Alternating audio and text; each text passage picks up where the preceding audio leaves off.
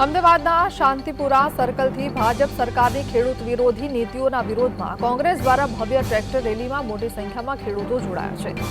વહીવટી તંત્રે સુરક્ષાના કારણોસર આ રેલીને ગાંધીનગર સુધી જવાની મંજૂરી ન આપતા તેને ઓગણજ ખાતેના શતાબ્દી મહોત્સવ મેદાન સુધી મર્યાદિત રાખવામાં આવ્યું છે। હાલ આ વિશાળ ટ્રેક્ટર કાફલો ઓગણજ ચોકડીએ પહોંચ્યો છે, જ્યાં ખેડૂત આગેવાનો દ્વારા આગળની રણનીતિ નક્કી કરવામાં આવી રહી છે।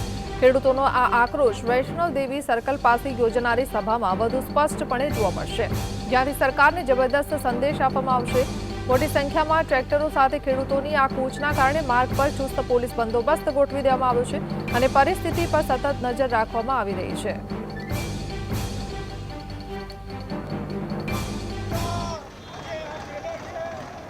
તો ખેડૂત આંદોલનને લઈને કોંગ્રેસના નેતા મનીષ દોશીએ ભાજપ સરકાર પર આકરા પ્રહારો કરતા મોટું નિવેદન આપ્યું છે। તેમણે આક્ષેપ કર્યો છે કે જમીન માપણી અને જમીન કાપણી જ આ સરકારની મુખ્ય નીતિ રહી છે, જેના કારણે જગતનો તાત ભારે મુશ્કેલીમાં મુકાયો છે અને સરકારની નીતિઓ સામે ખેડૂતોમાં ભારોભાર વિરોધ જોવા મળી રહ્યો છે। આ અન્યાય સામે જ્યારે ખેડૂતોએ આંદોલનનું શંખનાદ ફૂંક્યું છે, ત્યારે કોંગ્રેસ પક્ષ ખેડૂતોના સમર્થનમાં સંપૂર્ણ તાકાત સાથે મેદાને આવ્યો છે।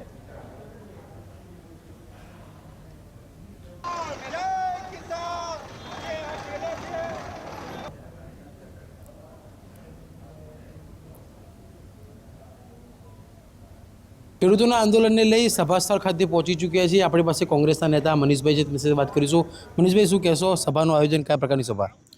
આ સમગ્ર બાબતને લઈને જ્યારે ખેડૂત સમાજ આંદોલન કર્યું ત્યારે કોંગ્રેસ પક્ષે નીતિગત નિર્ણય કર્યો। કિસાન કોંગ્રેસ અને કિસાન સંઘર્ષ સમિતિ સાથે મળીને આખા ગુજરાતના ખેડૂતોનો અવાજ બનવાનો પ્રયત્ન કર્યો છે। સમગ્ર ગુજરાતમાંથી ટ્રેક્ટર એ ખેડૂતનું પ્રતીક છે અને ટ્રેક્ટર સાથેની આ અધિકાર યાત્રામાંથી સમગ્ર ખેડૂત સમાજ ગાંધી સરદારના માર્ગે એક આંદોલનાત્મક કાર્યક્રમ આપી રહ્યો છે। આંદોલનાત્મક કાર્યક્રમ એ કોઈ ભીખ માગવા માટે નહીં, કોઈ ફાયદા મેળવવા માટે નહીં, પોતાના અધિકાર મેળવવા માટે ખેડૂત કરી રહ્યો છે।